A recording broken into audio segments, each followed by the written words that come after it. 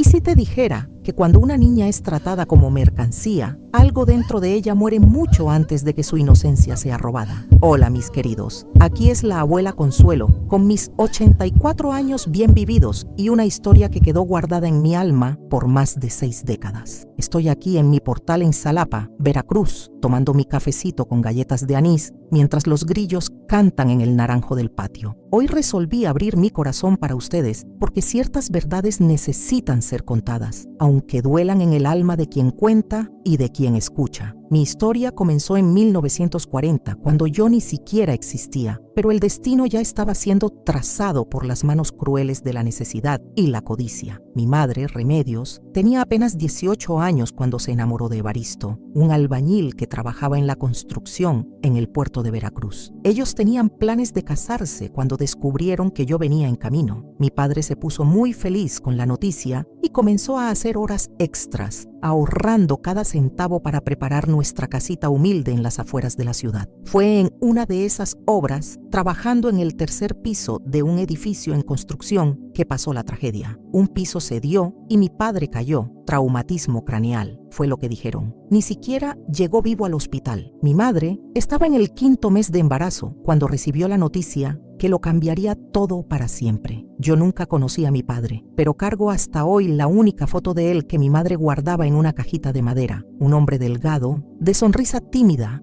y ojos bondadosos. Su muerte fue el primer eslabón de una cadena de sufrimiento que me ataría por décadas. Mi madre, sin educación y embarazada, no conseguía trabajo. La familia de mi padre era del interior de Puebla y apenas tenían para sostenerse, no podían ayudar. Fue cuando mi abuelo materno, don Cipriano, ofreció refugio para nosotras. En esa época pareció una bendición, pero hoy sé que fue el comienzo de una pesadilla que duraría años. Nací en enero de 1941, en casa, con partera. Una niña hermosa, de ojos verdes como el padre, decía mi madre. La vida era difícil, pero en los primeros años, dentro de lo posible, tenía algo de normalidad. Vivíamos en el fondo de la casa de mi abuelo, en un cuartito pequeño que él adaptó. Mi madre lavaba ropa para afuera, hacía limpieza en las casas del pueblo, vendía dulces en la puerta de la escuela. Apenas daba para comer bien, pero íbamos llevando. Mi abuelo Cipriano había sido militar en su juventud. Era un hombre duro, de pocas palabras y muchas reglas. Viudo desde hacía años, administraba su pequeña pensión con mano de hierro. No era cariñoso, pero tampoco era cruel en mis primeros años. Era apenas ausente, como si yo fuera una molestia necesaria que toleraba por amor a su hija. Las cosas comenzaron a cambiar cuando cumplí 7 años. Recuerdo a mi abuelo observándome con más atención cuando jugaba en el patio. «Esta niña está creciendo demasiado bonita para nuestro propio bien», comentó una vez con mi madre. En esa época no entendí lo que aquello significaba. Hoy, con la sabiduría de los años, sé que él ya estaba calculando mi valor en el mercado. Nuestra situación financiera era cada vez más difícil. Mi madre envejecía antes de tiempo, las manos agrietadas por el jabón de soda, la espalda encorvada de tanto agacharse para tallar pisos. Había noches que la escuchaba llorar bajito en nuestro cuartito. Yo fingía que estaba dormida, pero guardaba cada sollozo en el corazón. A los 10 años comencé a ayudar a mi madre con las tareas. Lavaba ropa pequeña, barría el patio, vendía cocadas que ella hacía en las casas vecinas. Fue en esa época que percibí cómo mi abuelo miraba a las muchachas adolescentes que pasaban por la calle. Una mirada que me daba escalofríos, sin entender bien por qué. «La mujer es igual que la fruta, Consuelo», me dijo una vez cuando me pilló observándolo. «Hay que cosecharla en el punto justo, ni muy verde ni muy madura». Me quedé confundida con esa comparación extraña, pero la guardé para mí, como guardaba tantas otras cosas. Mi madre trabajaba cada vez más y se quedaba cada vez menos en casa. Percibía que evitaba estar mucho tiempo cerca de su propio padre, como si algo en él la asustara también. Años después, entendí que ella probablemente intuía lo que estaba por venir, pero estaba demasiado atrapada por la necesidad para hacer algo al respecto. Antes de continuar esta jornada difícil, quería pedirte que me dejes tu like en este video y te suscribas al canal. Va a ser importante para mí saber que no estoy sola en esta historia. Y si puedes, comenta ahí abajo de qué ciudad de México me estás viendo. Ese cariño de ustedes me da fuerza para continuar. También me gustaría saber cuántos embarazos han tenido ustedes. Me encantaría leer eso aquí, en los comentarios de este video. Fui a la escuela como todas las niñas, pero siempre fui callada, observadora. Las maestras decían que era inteligente, pero demasiado tímida. La verdad es que había algo en la figura masculina que ya me causaba un miedo instintivo. Tal vez fuera la manera como mi abuelo me miraba, o tal vez fuera apenas la ausencia de mi padre, esa figura que solo conocí por historias. Cuando cumplí 12 años, tuvimos un problema serio. Mi madre se enfermó, una pulmonía fuerte que la dejó en cama por casi 2 meses sin poder trabajar. Las deudas se acumularon. El dinero de la pensión de mi abuelo apenas daba para las medicinas. Fue en esa época que lo vi conversando con un hombre desconocido en el portón de casa. Un hombre gordo de unos 40 años, bien vestido, con un carro grande estacionado enfrente. Ellos me miraron algunas veces durante la conversación y el hombre sonrió de una manera que me hizo correr para dentro de casa. ¿Quién era ese hombre, abuelo?, pregunté después que el extraño se fue. Un amigo que puede resolver nuestros problemas, Consuelo. Él tiene interés en conocerte mejor. Esa frase se quedó resonando en mi cabeza por días. Yo todavía era demasiado inocente para entender completamente, pero algo en mi interior sonaba alarmas. Mi madre fue mejorando poco a poco, pero la situación financiera solo empeoraba. El dueño de la casa donde vivíamos amenazaba con echarnos. Las farmacias no querían vender más fiado. Fue cuando en una noche de mayo, pocos meses antes de mi cumpleaños número 13, escuché una conversación que cambiaría mi vida para siempre. «¿Ella todavía está muy chica, papá?», la voz de mi madre sonaba angustiada. «Chica nada, ya está casi señorita, y el doctor Augusto ofreció mucho dinero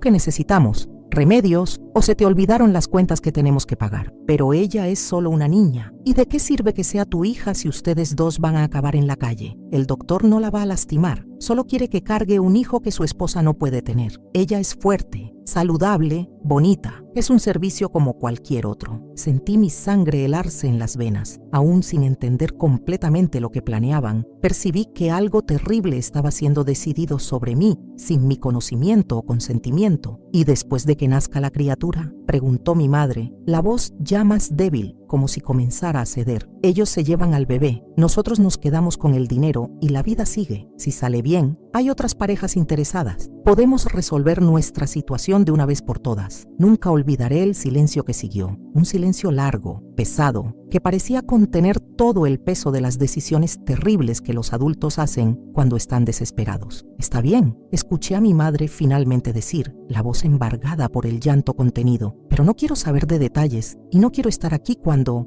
pase». Corrí de vuelta a mi cama, el corazón latiendo tan fuerte que pensé que se ibas a saltar por la boca. Esa noche no dormí, me quedé mirando el techo de madera de nuestro cuartito, tratando de entender lo que estaba por venir, rezando para haber entendido mal. Pero no había entendido mal. 3 días después, mi madre anunció que iba a pasar el fin de semana en casa de una amiga. Era la primera vez que me dejaba sola con mi abuelo y sus ojos no podían encontrar los míos cuando se despidió. «Sé una buena niña, Consuelo», fue todo lo que dijo antes de partir, cargando una bolsa pequeña y dejando su dignidad atrás. Esa misma noche, mi abuelo entró a mi cuarto y tiró un vestido sobre mi cama, un vestido azul claro, sencillo, pero el más bonito que había visto en mi vida. «Ponte esto», ordenó, «y lávate bien ese cabello. El doctor Augusto viene a cenar con nosotros hoy». Fue ahí que entendí que no había escapatoria, que el destino que habían planeado para mí estaba sellado, que mi cuerpo todavía en formación había sido vendido sin que yo tuviera ninguna decisión en el asunto. Lavé mi cabello largo como pude, me puse el vestido que me quedaba un poco grande en el pecho y esperé sentada en la orilla de la cama, el corazón martillando de miedo. Cuando sonó el timbre sentí ganas de vomitar. El doctor Augusto llegó a las 7 de la noche trayendo una botella de vino para mi abuelo y una caja de bombones para mí. Durante la cena que mi abuelo había encargado del restaurante de la esquina, algo que nunca hacíamos por falta de dinero, el hombre me observaba con un interés que me hacía querer desaparecer. «Ella es perfecta, don Cipriano», dijo él mientras me analizaba por encima de la mesa. «¿Tiene buena salud?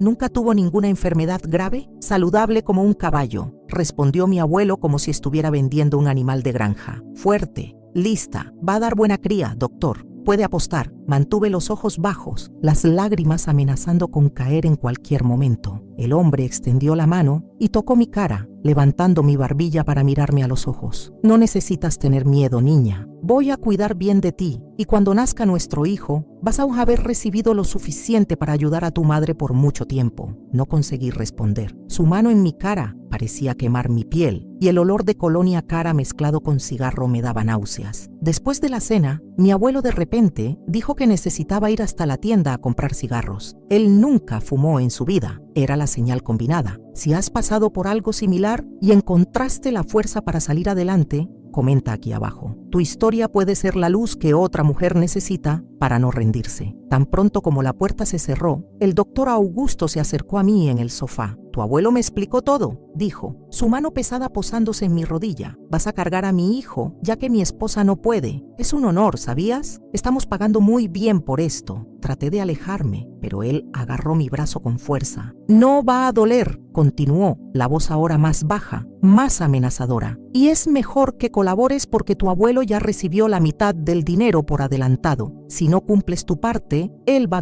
a tener problemas serios. Fue en ese momento, mirando a los ojos de ese hombre que planeaba usar mi cuerpo como si fuera una mercancía, que algo dentro de mí comenzó a morir. La niña soñadora que todavía creía en cuentos de hadas, la criatura que esperaba que un día las cosas mejoraran, la hija que todavía confiaba en que su madre la protegería de todo mal. Lo que pasó esa noche fue el primero de muchos horrores que viviría en los años siguientes. Cuando mi abuelo volvió horas después, yo estaba encogida en el rincón del cuarto, con el vestido azul roto y manchado, llorando en silencio. Él apenas me miró, prendió la lámpara y dijo las palabras que me atormentarían por décadas. Acostúmbrate, niña. De ahora en adelante, esta es tu función en la familia. Y así comenzó mi pesadilla. Una pesadilla que duraría años y me daría 10 hijos que nunca pude criar, 10 pedazos de mi corazón arrancados y entregados a extraños, 10 recuerdos vivos de los horrores que viví. Esa primera noche con el doctor Augusto fue apenas el comienzo de un camino de oscuridad que yo, una niña de casi 13 años, sería forzada a recorrer. A la mañana siguiente, desperté con el cuerpo adolorido y el alma en pedazos, pero no había tiempo para lamentarse. Mi abuelo entró al cuarto temprano, tiró un vestido limpio en la cama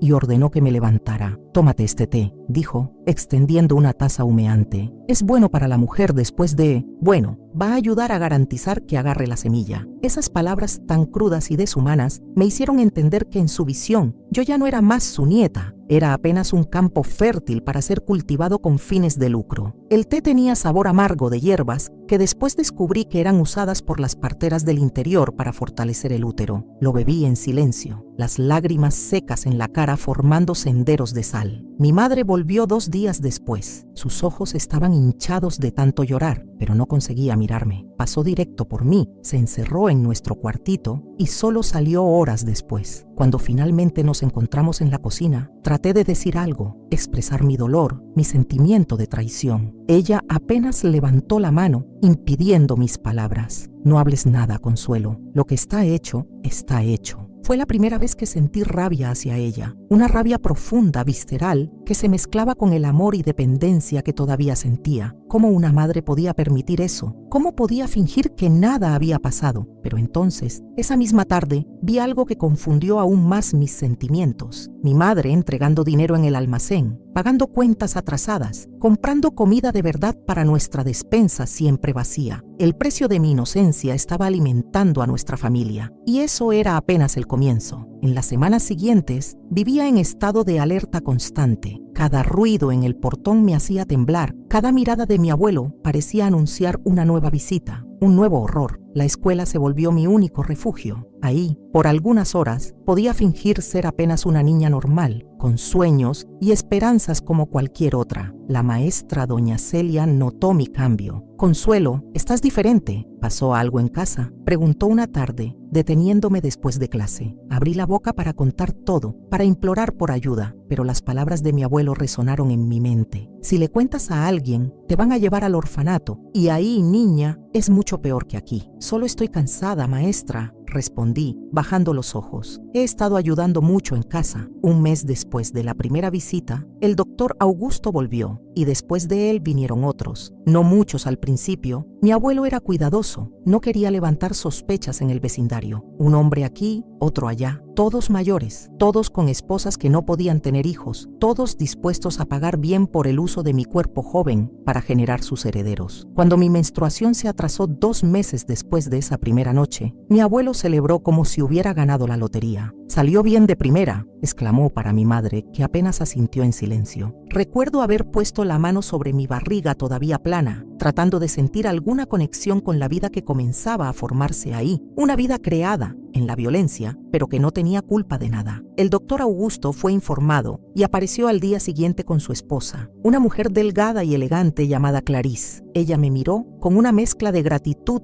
y desprecio que jamás olvidaré. «Nos vas a dar el regalo más grande de todos», dijo, forzando una sonrisa mientras su marido conversaba con mi abuelo en el portal. «Pero recuerda, no es tu hijo, es nuestro. Tú eres apenas la jardinera que cuida de nuestra semilla». Durante esa primera gestación, a los 13 años, mi cuerpo cambió rápidamente. Tuve que dejar de ir a la escuela cuando la barriga comenzó a ir a aparecer. «Vamos a decir que fuiste a pasar una temporada con parientes del interior», explicó mi abuelo. «Cuando vuelvas sin barriga, nadie va a preguntar mucho. Si alguna vez te sentiste traicionada por las personas que más amabas, comparte tu experiencia aquí abajo. A veces, saber que no estamos solos en el dolor nos da fuerzas para continuar». Me quedé confinada en casa por meses. El doctor Augusto pagaba por vitaminas, comida buena, hasta ropa de embarazada. Yo era tratada como una gallina de raza que necesitaba ser bien alimentada para producir el mejor huevo. Cada 2 semanas, él y su esposa aparecían para acompañar el desarrollo. Él me examinaba, medía mi barriga, escuchaba el corazón del bebé. Esos momentos eran demasiado humillantes para describir. Mi madre en ese periodo comenzó a cambiar. Con el dinero entrando, redujo sus trabajos de limpieza, compró ropa nueva, comenzó a salir más con amigas. Era como si tratara de huir de la realidad de lo que pasaba en nuestra casa, como si quisiera creer que el dinero venía de otra fuente. «Vas a darle una vida mejor a nuestra familia», decía a veces, en un raro momento en que nos quedábamos solas. «Un día vas a entender que hicimos lo que era necesario», pero yo no entendía y nunca entendería. El parto de mi primer hijo, un niño, pasó en casa, con una partera pagada por el doctor Augusto. Fue doloroso, aterrador, una experiencia que ninguna niña de 13 años debería pasar. Cuando finalmente escuché el llanto fuerte de esa criatura que había cargado por meses, algo dentro de mí despertó, un instinto, un amor tan profundo e inmediato que me dejó sin aliento. «Quiero ver a mi hijo», pedí, extendiendo los brazos hacia la partera que ya lo envolvía en una cobija azul. «No es tu hijo», respondió ella secamente, entregando al bebé a Clarice, que esperaba ansiosa en la puerta del cuarto. «Hiciste tu parte, ahora descansa». Escuché el llanto de mi hijo disminuyendo mientras se lo llevaban lejos. Las lágrimas corrían por mi cara mientras miraba el techo,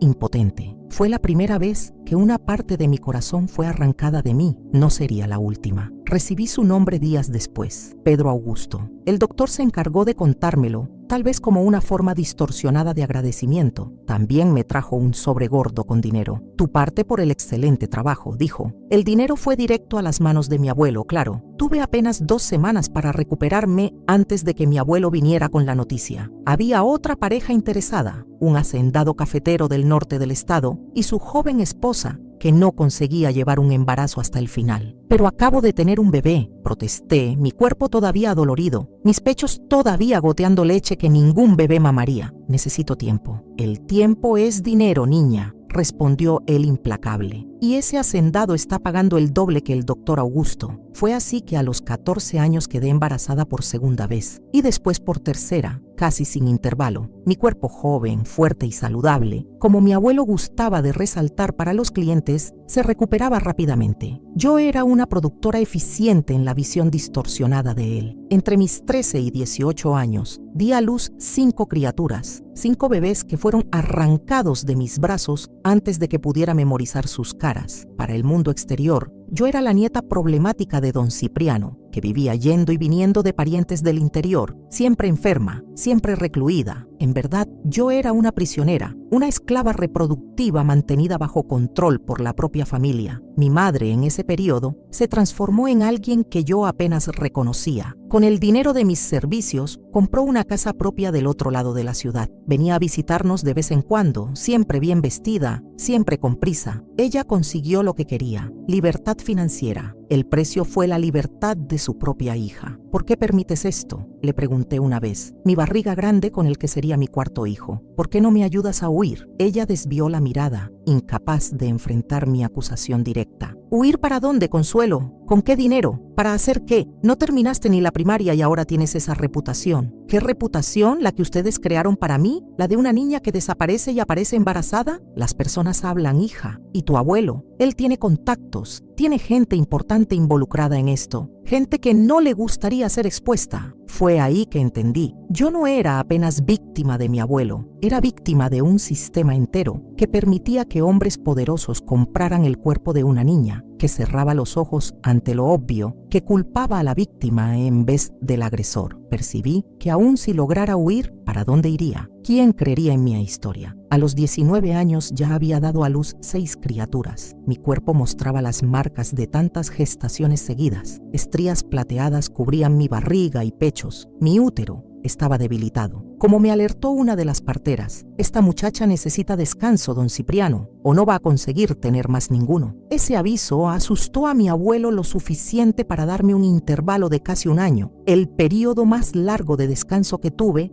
en toda mi juventud. En ese tiempo, traté de juntar fuerzas, pensar en alternativas, pero era vigilada constantemente. No tenía dinero propio, ni documentos, ni educación formal. Fue durante ese periodo que conocí a Jandira, una señora que vendía hierbas medicinales y a veces ayudaba en los partos. Ella venía a cuidarme después de los nacimientos, preparar test para la recuperación, aplicar compresas. Poco a poco gané su confianza. «Lo que hacen contigo no está bien, muchacha», me susurró un día mientras aplicaba un ungüento en mis estrías. «Es contra la ley de Dios y de los hombres». Por primera vez en años, sentí una puntada de esperanza. Alguien veía la verdad. Alguien reconocía el horror de mi situación. «Ayúdeme a huir, doña Jandira», imploré, agarrando sus manos arrugadas. «Por favor». Ella negó con la cabeza tristemente. «No puedo, hija. Tu abuelo tiene al delegado en el bolsillo. Ya vi a otras intentar huir y acabar en situación peor, pero puedo enseñarte a protegerte un poco». Fue Jandira quien me enseñó sobre hierbas que podrían temporalmente reducir mi fertilidad, dándome pequeños periodos de alivio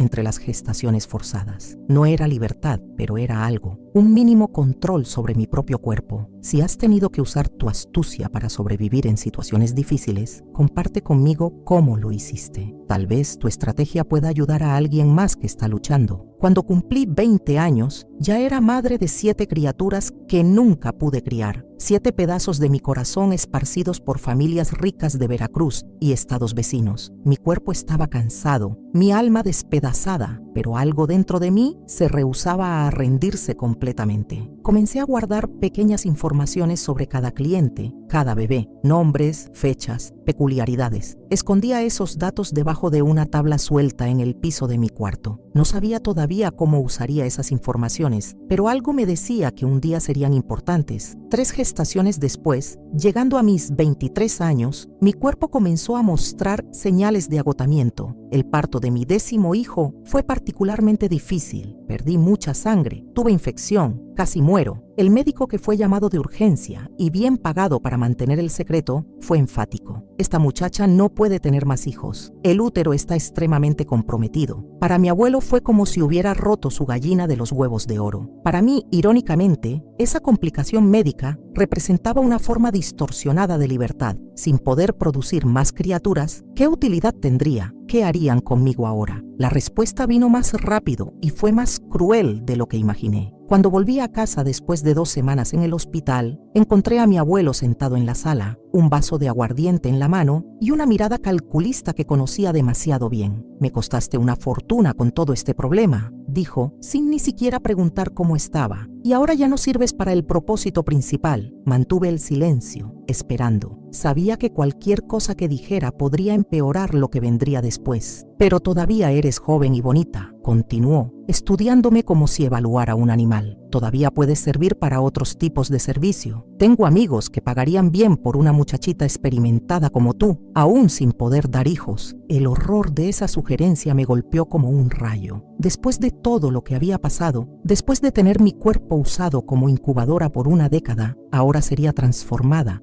en objeto sexual puro y simple. La idea era insoportable, peor incluso que lo que ya había vivido. Fue en ese momento, encarando a mi abuelo y viendo en él no más al hombre que debería protegerme, sino al monstruo que había destruido mi vida, que tomé mi decisión final. Era hora de acabar con ese ciclo de horror, sin importar el costo. Era hora de buscar mi libertad o morir intentándolo. Con una calma que me sorprendió a mí misma, apenas asentí levemente con la cabeza y me retiré a mi cuarto. No dije nada, no demostré revuelta. Dejé que pensara que me había quebrado completamente, que era apenas una cáscara vacía lista para aceptar cualquier destino que él planeara para mí. Pero esa noche, sola en el cuarto, juré por los 10 hijos que me fueron robados que ese hombre pagaría por cada lágrima que derramé, por cada grito que sofoqué, por cada pedazo de mí que fue vendido sin mi consentimiento. Juré que encontraría una forma de escapar y de garantizar que nunca más le hiciera a otra niña lo que me había hecho a mí. La venganza, dicen, es un plato que se come frío, y yo, después de 10 años en el infierno, estaba lista para servir el mío. Planeé mi venganza con la paciencia de quien ya esperó demasiado, con la calma fría de quien no tiene más nada que perder. Mientras mi cuerpo se recuperaba lentamente de la cirugía que salvó mi vida, pero me quitó la capacidad de generar más hijos, mi mente trabajaba incansablemente, elaborando cada detalle de lo que haría después. Mi abuelo me dio 2 semanas de descanso antes de comenzar a traer visitantes para conocerme. Hombres diferentes de los anteriores, no buscaban hijos, buscaban apenas placer sin compromiso. Viejos amigos suyos, políticos locales, empresarios en viaje de negocios, todos dispuestos a pagar bien por algunas horas con una joven que, según él, ya sabía cómo complacer a un hombre. Fingí sumisión, bajé los ojos, asentí cuando daba órdenes, no protesté. Quería que creyera que me había quebrado completamente, que era apenas una muñeca sin voluntad propia. Era crucial que no sospechara del fuego que crecía dentro de mí. Durante el día, cuando estaba sola en casa, mientras mi abuelo mantenía sus rutinas de siempre, saliendo por la mañana para sus negocios, comencé a hurgar cada rincón de esa casa. Necesitaba 3 cosas esenciales: dinero, documentos y evidencias. El dinero fue lo más fácil de encontrar. Mi abuelo, a pesar de su desconfianza natural, se había vuelto demasiado confiado a lo largo de los años. Mantenía una buena cantidad en casa, escondida en un fondo falso dentro del ropero antiguo. No mucho, pero lo suficiente para darme un comienzo en otro lugar. Los documentos fueron más complicados. Mi abuelo guardaba todo bajo llave en un cajón del escritorio. La llave, descubrí después de días observando sus movimientos, quedaba en un llavero que cargaba siempre consigo,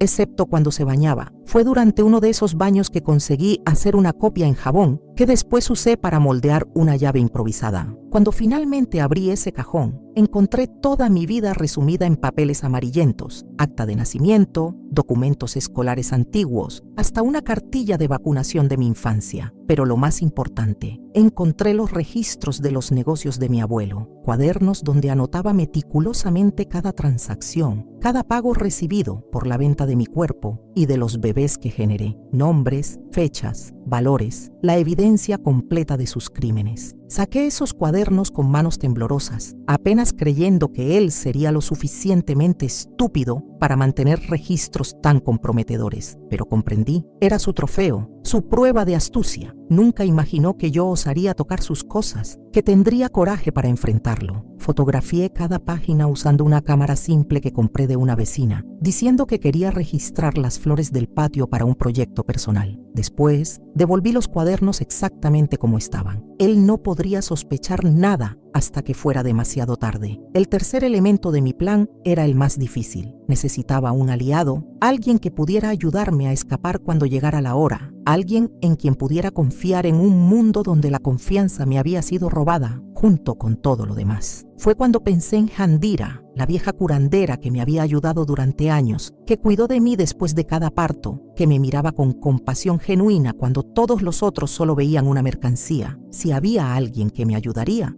sería ella. En una tarde en que mi abuelo salió para resolver negocios en la capital, mandé a un niño del vecindario a llamarla, diciendo que me estaba sintiendo mal. Cuando llegó aflita y jadeando, cerré la puerta detrás de ella y finalmente desahogué todo. No apenas lo que todos ya sabían sobre los embarazos forzados, sino mi plan de fuga, mi necesidad de justicia. Muchacha, dijo después de escucharme en silencio, lo que planeas es peligroso. Tu abuelo tiene amigos poderosos. Si sale mal, estaré muerta. Completé con una calma que la asustó. Pero ya estoy muerta por dentro hace años, doña Jandira. ¿Qué tengo que perder? Ella me estudió largamente, sus ojos antiguos pesando no apenas mis palabras, sino la determinación detrás de ellas. Finalmente asintió. Te ayudo, hija, pero tenemos que ser muy cuidadosas. Si alguna vez tuviste que tomar una decisión que cambiaría tu vida para siempre, cuéntanos cómo encontraste el valor para dar ese paso. Tu experiencia puede inspirar a alguien que está en una encrucijada similar. Fue Jandira quien consiguió contacto con un periodista de un periódico de Xalapa. No le contó toda la historia, apenas lo suficiente para despertar interés. Una joven mantenida en cautiverio, obligada a generar hijos para venta, un esquema de años involucrando personas poderosas. El tipo de historia que podría hacer la carrera de un reportero ambicioso. Mientras tanto, continué mi farsa de sumisión. Recibía a los clientes que mi abuelo traía. Fingía estar conforme con mi destino. Él estaba tan confiado en el control que ejercía sobre mí que comenzó a descuidarse. Ya no cerraba con llave la puerta de mi cuarto por las noches. A veces salía y tardaba en volver, dejándome sola por horas. Aproveché esos momentos para organizar todo lo que necesitaría. Ropa básica en una bolsa pequeña,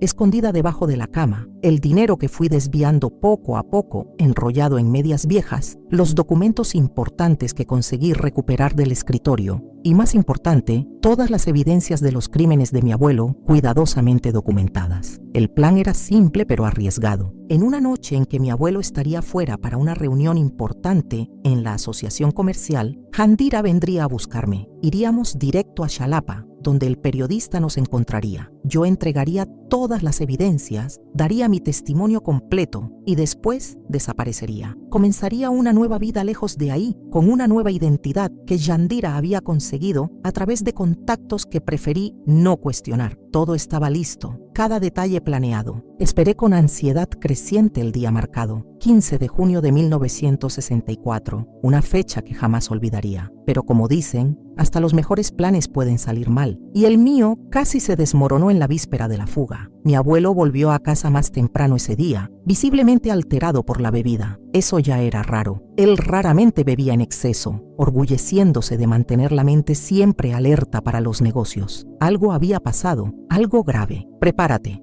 ordenó, tirando una maleta de viaje sobre mi cama. Salimos de la ciudad mañana temprano. Sentí la sangre helarse en las venas. ¿Salir para dónde? Michoacán. Un amigo mío tiene una hacienda aislada allá. Vamos a quedarnos un tiempo hasta que las cosas se enfríen por aquí. ¿Qué cosas?, pregunté, tratando de controlar el temblor en la voz. Él me lanzó una mirada desconfiada, como si evaluara si yo sabía algo. Asuntos míos. Apenas haz lo que te mando. Cuando salió del cuarto, me permití un momento de pánico silencioso. Todo se estaba desmoronando. De alguna forma, él había descubierto algo, tal vez sobre el periodista, tal vez sobre mis planes. No importaba. Lo que importaba era que si salía de esa casa con él a la mañana siguiente, nunca más tendría otra oportunidad.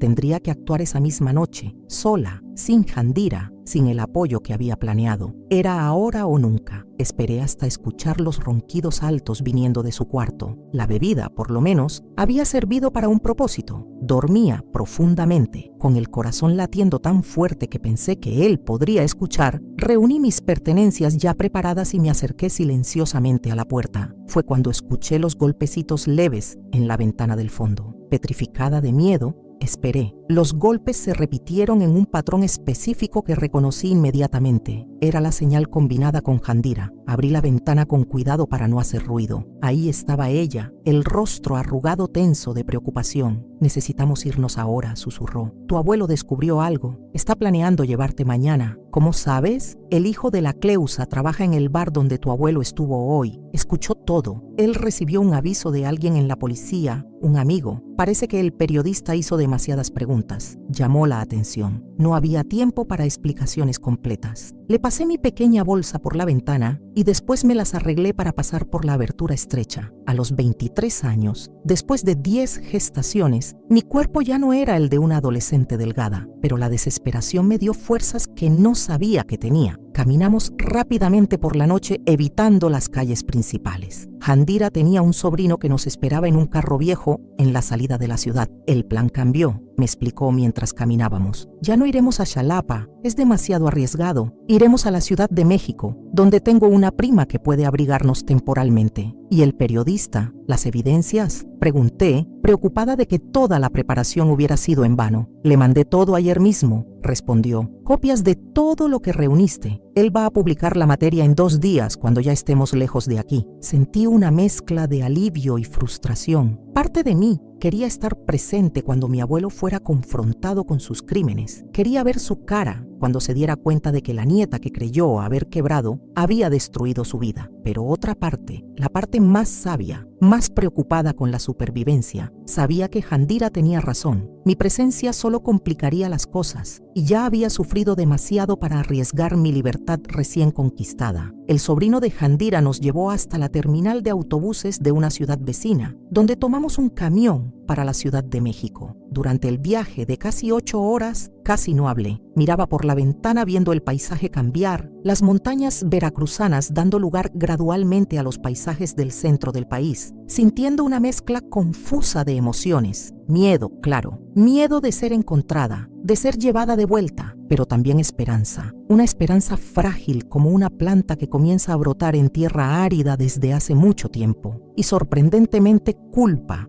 por dejar atrás 10 hijos que nunca conocería, 10 pedazos de mi corazón esparcidos por familias que compraron el derecho de ser sus padres. Están mejor donde están, dijo Handira en un momento como si leyera mis pensamientos. Familias con dinero, educación. ¿Qué podrías ofrecerles ahora? Era verdad, por más doloroso que fuera admitirlo. Yo era una joven de 23 años sin educación formal, sin habilidades profesionales, sin dinero, huyendo de un pasado terrible. ¿Qué tipo de vida podría dar a 10 criaturas? Pero hice una promesa silenciosa en ese autobús, mientras las luces de la carretera cortaban la oscuridad.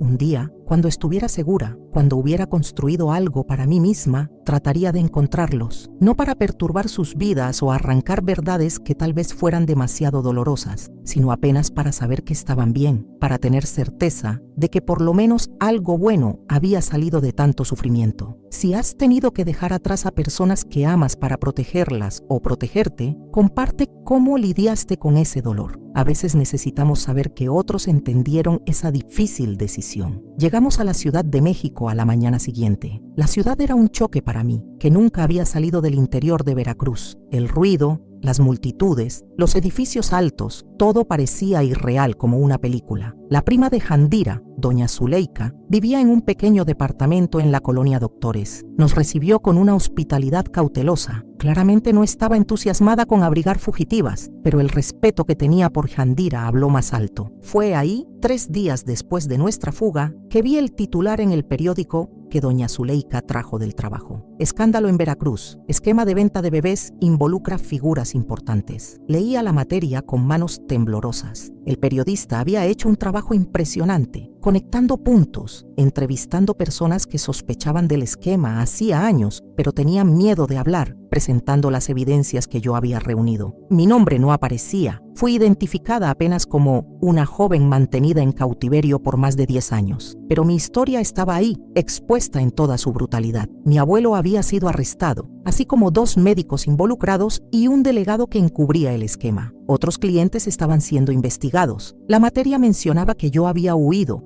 y que mi paradero era desconocido. También mencionaba a mi madre. Ella negaba cualquier conocimiento del esquema, afirmando que creía que yo tenía problemas mentales y quedaba embarazada de novios ocasionales. Nadie le creyó, claro. Las evidencias eran abrumadoras. Sentí una mezcla compleja de emociones al terminar de leer. Alivio principalmente, justicia finalmente, pero también una tristeza profunda. No por la caída de mi abuelo, ese monstruo merecía cada segundo en la cárcel, sino por la vida que me fue robada, por los años que nunca volverían, por la inocencia perdida que ningún titular de periódico podría restaurar. ¿Y ahora?, le pregunté a Jandira esa noche, mientras nos sentábamos en el pequeño balcón del departamento, mirando las luces de la ciudad grande que ahora era nuestro refugio. «Ahora vives, muchacha», respondió, sus ojos antiguos brillando con una sabiduría que solo la edad trae. «Vives de verdad, por primera vez». Y fue lo que traté de hacer. Con el dinero que había traído,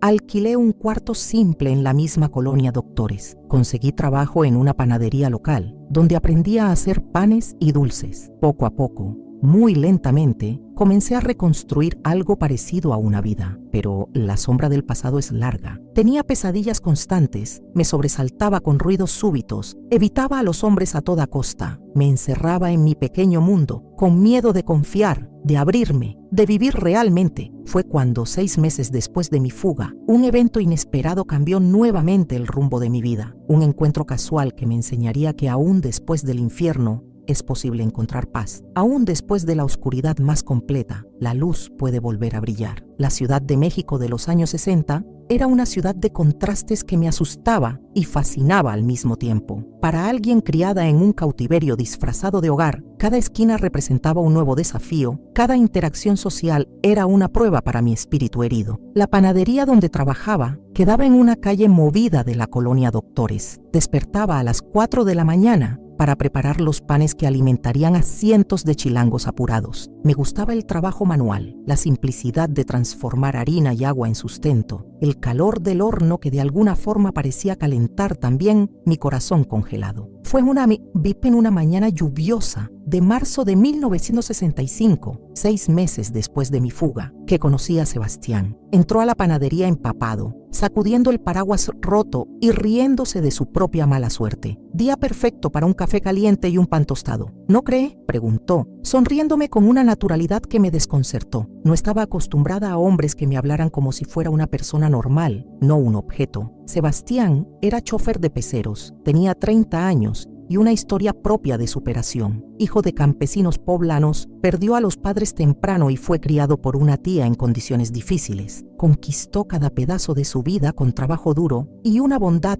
que parecía resistir a todas las dificultades que el mundo le imponía. Comenzó a aparecer en la panadería todas las mañanas, siempre educado, siempre respetuoso. Conversaba sobre cosas simples, el tiempo, las noticias del periódico, una película que había pasado en la tele. Nunca preguntas personales, nunca invasiones de mi espacio, como si percibiera instintivamente que yo cargaba heridas profundas que no debían ser tocadas. Yo lo evitaba, claro, evitaba a todos los hombres, pero había algo en Sebastián, tal vez la manera como hablaba con la misma gentileza con todos, desde el dueño de la panadería hasta la señora que barría la banqueta, que lentamente comenzó a romper la muralla que había construido alrededor de mi corazón. Nuestro primer encuentro fue tan simple como inesperado. Él me ofreció un aventón en un día en que el cielo se desplomó sobre la capital. Acepté apenas, porque la alternativa era esperar horas por un pecero que tal vez ni viniera. En el carro viejo pero impecablemente limpio, conversamos por primera vez de verdad.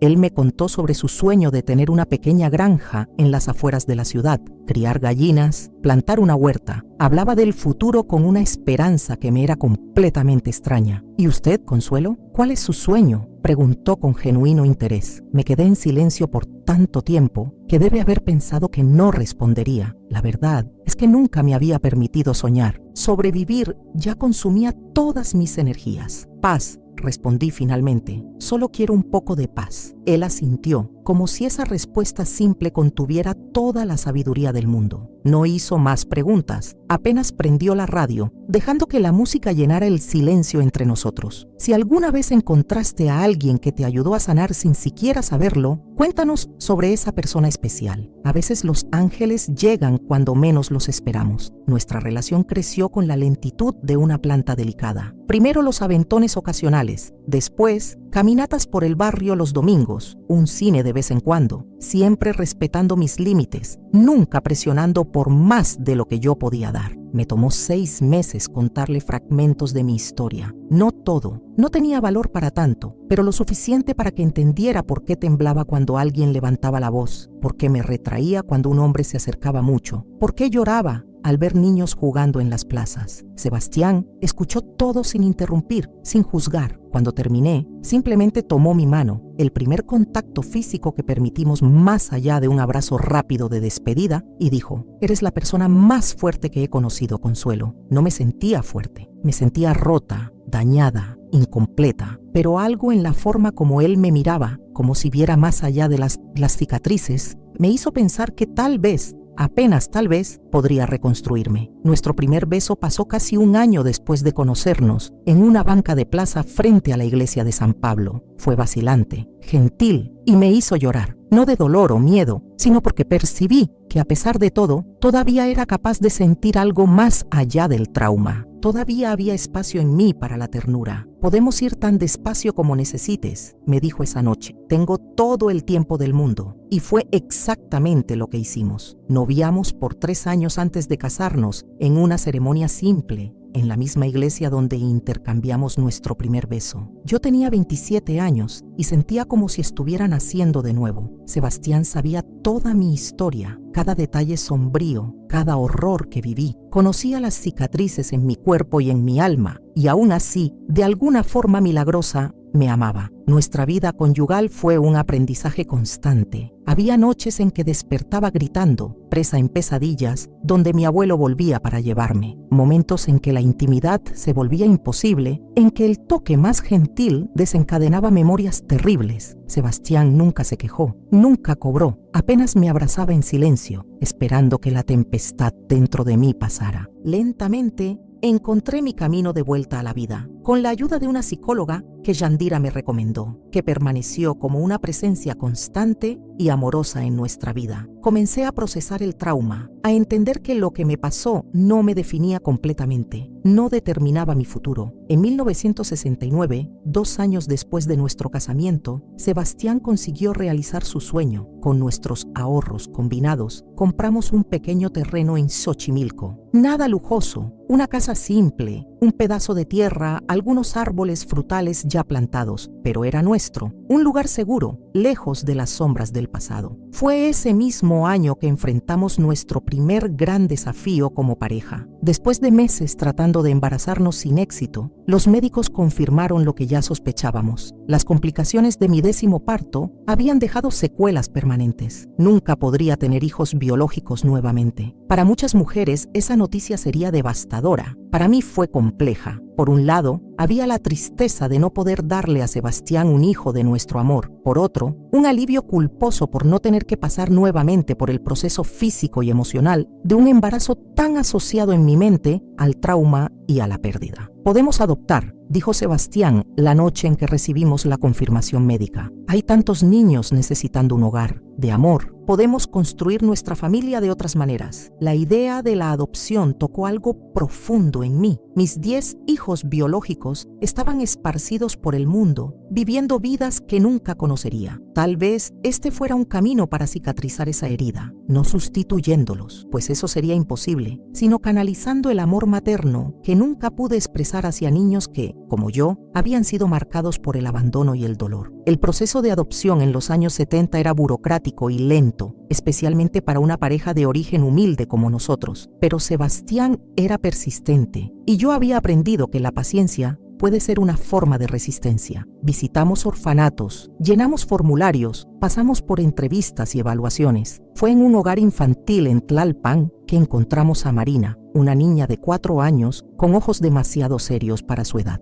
Había sido abandonada por una madre adolescente y pasó por 2 familias adoptivas que la devolvieron por ser demasiado difícil. No hablaba mucho, tenía pesadillas constantes y a veces entraba en crisis de rabia aparentemente sin motivo. Reconocí en ella inmediatamente el reflejo de mi propio dolor. Cuando nos acercamos a su camita en el dormitorio colectivo, se encogió como un animalito herido, esperando otra rejeición. En vez de eso, me senté en el piso a distancia y comencé a cantar bajito una canción de cuna que mi madre me cantaba antes de que todo se desmoronara. En el 3er día de visita, ella permitió que le peinara el cabello. En el 5º, tomó la mano de Sebastián mientras caminábamos por el jardín del hogar. En el 10º, preguntó tímidamente si podría llamarnos papá y mamá. Tomó casi un año para que todos los trámites legales fueran concluidos. En 1971, Finalmente llevamos a Marina a casa. Nuestra familia había comenzado oficialmente. Los primeros meses fueron difíciles. Marina probaba constantemente nuestros límites, como si esperara que en cualquier momento desistiríamos de ella, como todos antes de nosotros. Tenía crisis de llanto que duraban horas. Se rehusaba a dormir sola. Destruía juguetes en accesos de furia. Pero yo entendía ese dolor. Entendía el miedo al abandono, la rabia contra un mundo que parecía determinado a lastimar a los más vulnerables. Y poco a poco, con amor consistente y límites seguros, Marina comenzó a florecer. Su primera risa genuina, al ver un cabrito recién nacido en nuestra pequeña granja, fue como música para mis oídos. Si has sido parte del proceso de sanación de alguien, o si alguien te ayudó a sanar, comparte esa experiencia. El amor que transforma merece ser celebrado y compartido. 2 años después ampliamos nuestra familia nuevamente. Esta vez fueron 2 hermanos, Carlos de 6 años y Ana de apenas 2. Habían perdido a los padres en un accidente de tráfico y no tenían otros parientes dispuestos a criarlos. Carlos era protector y serio, asumiendo responsabilidades muy por encima de su edad. Ana, tan pequeña, todavía buscaba a mamá en las primeras semanas. Nuestra casa, antes tan silenciosa, se llenó de voces infantiles, de correrias, de pequeños descubrimientos diarios. Plantábamos juntos en la huerta, cuidábamos los animales, veíamos televisión abrazados en las noches de lluvia. Sebastián construyó columpios en los árboles y enseñó a Carlos a pescar en el canal que cortaba nuestra propiedad. Yo hacía pasteles los domingos y contaba historias antes de dormir. Historias inventadas donde niños tristes encontraban familias que los amaban para siempre. En 1975, nuestra familia se completó con la llegada de Joaquín, un bebé de apenas 3 meses que había sido abandonado en la puerta de una iglesia. Diferente de los otros niños, él no cargaba memorias traumáticas, apenas la necesidad universal de ser amado. Marina, ya con 10 años, asumió el papel de hermana mayor con orgullo, ayudando en los cuidados del bebé como si fuera su propia misión en la vida. Mirando a mis 4 hijos, porque era así como los veía, como mis hijos del corazón, a veces me preguntaba sobre los otros 10, aquellos que cargué en mi vientre. ¿Estarían bien? ¿Serían felices? ¿Sabrían algo sobre sus orígenes? La respuesta a la última pregunta vino inesperadamente en 1977, cuando Joaquín tenía apenas 2 años. Una carta llegó dirigida a mí, sin remitente. Dentro, un recorte de periódico y una nota escrita a mano. El recorte era de un periódico veracruzano de ese mismo año. Hablaba sobre un libro recién publicado que revelaba detalles del caso de las madres de alquiler de Veracruz, como había quedado conocido el esquema de mi abuelo. El autor del libro era identificado apenas como hijo de una de las parejas involucradas, que había descubierto sus orígenes después de encontrar documentos escondidos en la casa de los padres. La nota manuscrita decía simplemente: gracias por darnos la vida, aún en las peores circunstancias. Algunos de nosotros sabemos la verdad ahora. Estamos bien. Espero que usted también esté. Lloré por horas después de leer esas palabras. Lloré por la niña que fui, por la madre que nunca pude ser para esos 10 hijos, por las vidas que siguieron caminos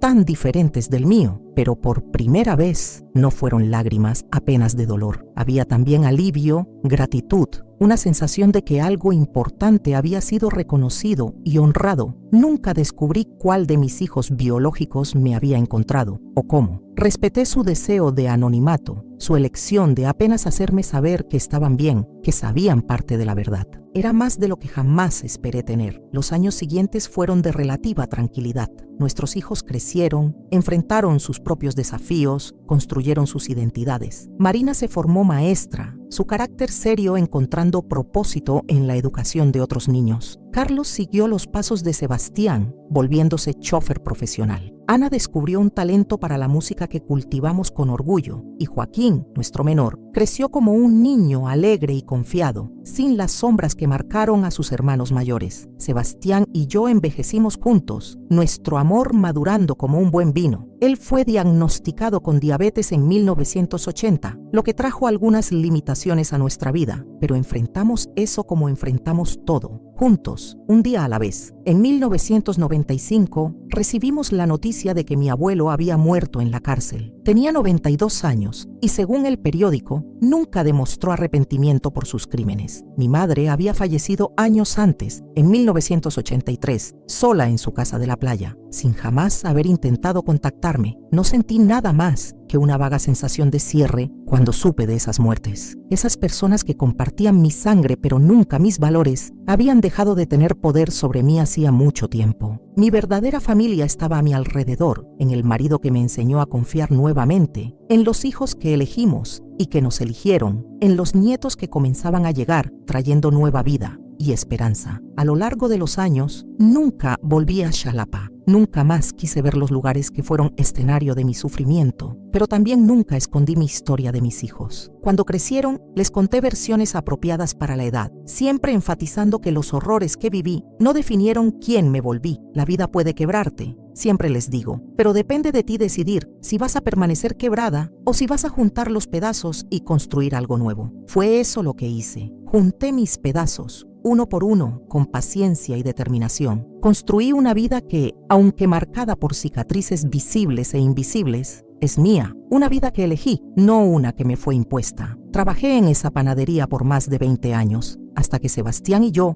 pudimos abrir nuestro propio negocio, una pequeña tortillería en Xochimilco que se volvió punto de encuentro del barrio. Los vecinos venían no solo por las tortillas, sino por una palabra amiga, un consejo, una sonrisa genuina. Con el tiempo comencé a ayudar informalmente a otras mujeres que llegaban a la zona huyendo de situaciones difíciles. Sin preguntar mucho, ofrecía trabajo temporal, un lugar para quedarse, una escucha sin juicio. Jandira, que se mudó para estar cerca de nosotros en sus últimos años, me ayudaba con sus conocimientos de hierbas y su sabiduría ancestral. «Mira cómo das vuelta al dolor», me dijo una vez, poco antes de morir a los 89 años. «Lo que te quebró se volvió tu fuerza para ayudar a otros». Fue ella quien me animó a comenzar a contar mi historia de manera más abierta. «El silencio protege a los monstruos», decía, «la verdad los destruye». Marina se casó con un maestro bueno y gentil. Me dio 3 nietos hermosos. Carlos formó familia con una enfermera que conoció en el hospital cuando Sebastián se internó por complicaciones de la diabetes. Ana siguió la música, se volvió cantante de boleros en restaurantes elegantes del centro de la ciudad. Nunca se casó, pero vivió intensamente. Joaquín estudió veterinaria, heredó nuestro amor por los animales. Hoy, a los 84 años, mi casa sigue siendo punto de encuentro para almuerzos dominicales donde 3 generaciones se reúnen. Marina, Carlos, Ana y Joaquín traen a sus propios hijos, mis nietos preciosos, y llenamos la mesa de comida, de historias, de risas. En los momentos más felices miro alrededor y pienso, esto es cura, esto es redención. La tortura no me definió. El amor sí, si has logrado transformar tu dolor en propósito, si has encontrado maneras de ayudar a otros desde tu propia experiencia, comparte cómo lo hiciste. Tu camino puede iluminar el de alguien que todavía está en la oscuridad. Hoy, a los 84 años, sentada en este mismo portal donde comencé a contarles mi historia, miro hacia atrás y veo una vida que, a pesar de su inicio traumático, fue llenada con mucho más amor que dolor. Sebastián, mi compañero de 43 años, continúa a mi lado, un poco más lento debido a la diabetes, pero con la misma sonrisa gentil que me conquistó en aquella panadería de la colonia Doctores. Su amor me enseñó que el corazón humano es capaz de una resiliencia extraordinaria, que podemos sanar aún de las heridas más profundas cuando encontramos a la persona correcta en el momento correcto. Mis 4 hijos del corazón se convirtieron en adultos extraordinarios, cada uno a su manera. Marina, ahora directora de una escuela primaria, dedica su vida a proteger a niños vulnerables, como si hubiera encontrado en la educación una forma de prevenir que otros pasen por lo que nosotros pasamos. Carlos maneja su propia empresa de transporte, empleando a decenas de familias. Ana sigue cantando, pero ahora también da clases de música a niños de escasos recursos. Joaquín tiene una clínica veterinaria donde atiende gratis a los animales de familias humildes. Mis nietos, 7 en total, me llaman Abuela Consuelo y son la luz de mis ojos. Ellos conocen mi historia de manera apropiada para sus edades, pero para ellos soy simplemente la abuela que hace las mejores gorditas de chicharrón de todo Xochimilco, que cuenta historias fascinantes y que siempre tiene un regazo disponible para un abrazo. En 2010 recibimos la noticia de que mi abuelo había muerto en la cárcel. Tenía 97 años y, según el periódico, nunca demostró arrepentimiento por sus crímenes. Mi madre había fallecido años antes, en 1998, sola en su casa de Veracruz, sin jamás haber intentado contactarme. No sentí nada más que una vaga sensación de cierre cuando supe de esas muertes. Esas personas que compartían mi sangre, pero nunca mis valores, habían dejado de tener poder sobre mí hacía mucho tiempo. Mi verdadero poder vino del perdón. No perdoné para liberarlos a ellos, sino para liberarme a mí misma. A lo largo de estos años, ayudé a más de 50 mujeres que llegaron a Xochimilco huyendo de situaciones de violencia o abuso. Algunas se quedaron, construyeron vidas nuevas aquí, otras siguieron viaje, pero todas llevaron consigo la certeza de que la supervivencia es posible, de que existe vida después del trauma. Establecimos, con la ayuda de Marina y una organización civil, un pequeño refugio temporal para mujeres en situación de riesgo. No es gran cosa, apenas 3 cuartos, una cocina comunitaria, un jardín donde cultivamos nuestros propios alimentos, pero es un lugar seguro donde las mujeres pueden respirar, planear, reconstruirse. De la ceniza de tu dolor nació un jardín de esperanza, me escribió una de ellas años después, cuando ya había rehecho su vida en otra ciudad. Esa carta está enmarcada en la pared de nuestro pequeño refugio. Nunca más volví a Xalapa. Nunca más quise ver los lugares que fueron escenario de mi sufrimiento, pero tampoco permití que el miedo me limitara. Viajé con Sebastián a lugares hermosos, las playas de Guaechca, las montañas de Chiapas, las pirámides de Yucatán. Descubrí que México es un país vasto y hermoso y que yo tenía derecho a conocerlo y disfrutarlo. Sebastián me enseñó a leer mejor. Yo apenas sabía lo básico cuando nos conocimos. Juntos leímos cientos de libros, vimos miles de películas, escuchamos toda la música que el mundo tiene para ofrecer. Cada experiencia nueva era una victoria sobre aquellos que trataron de mantenerme en la ignorancia. Aprendí que la venganza más dulce contra quien trata de destruirte es vivir plena y felizmente. Cada día de alegría que tuve fue una bofetada en la cara de mis opresores. Cada risa de mis hijos, cada abrazo de mis nietos, cada momento de paz en mi portal fue una declaración de que el amor siempre vence al odio. Si estás viendo este video y pasando por momentos difíciles, quiero que sepas que hay esperanza del otro lado del dolor, que aún en las situaciones más sombrías siempre existe la posibilidad de luz, que eres más fuerte de lo que imaginas y más resiliente de lo que crees. El camino no es fácil. Habrá días en que querrás rendirte, noches en que el pasado volverá a visitarte en pesadillas, pero también habrá mañanas en que el sol brillará de manera diferente, personas que aparecerán cuando menos las esperes, momentos de alegría tan puros que te recordarán por qué vale la pena seguir luchando. No permitas que nadie defina tu valor. No permitas que las circunstancias de tu pasado determinen las posibilidades de tu futuro. Eres mucho más que lo peor que te pasó. Eres más que tus cicatrices, más que tu dolor, más que tus miedos. Busca ayuda cuando la necesites. No hay vergüenza en pedir apoyo, en ir a terapia, en depender de otros mientras te reconstruyes. Yo tuve a Jandira, a Sebastián, a mis hijos, a esa psicóloga que me ayudó a procesar el trauma. Ninguno de nosotros está destinado a cargar solo con sus cargas. Encuentra tu propósito. Para mí fue ayudar a otras mujeres, criar a mis hijos, construir un hogar lleno de amor. Para ti será algo diferente, pero igualmente valioso. Cuando encuentres eso que da sentido a tu dolor, cuando puedas transformar tu experiencia en sabiduría que ayude a otros, habrás completado el círculo de la sanación. Y recuerda siempre, sobrevivir ya es una forma de resistencia. Seguir adelante ya es una victoria. Ser capaz de amar después de haber sido lastimado ya es un milagro. Mis queridos que acompañaron mi historia hasta aquí, les pido que dejen su like en este video y se suscriban al canal. Es muy importante para mí saber que mi relato tocó corazones y tal vez haya ayudado a alguien que está pasando por dificultades similares a las que enfrenté. Si tú también has vivido con miedo y aún así sigues de pie, comenta esta frase: yo también merezco vivir sin miedo. Tu comentario puede tocar el corazón de otra mujer que aún no se atreve a hablar. Tu historia, como la mía, también merece ser contada. Y si esta historia te conmovió, te invito a comentar, suscribirte al canal y compartir este video con quien lo necesite, porque nadie debería cargar sola con un silencio tan pesado. Este contenido es una obra original, basada en una historia real.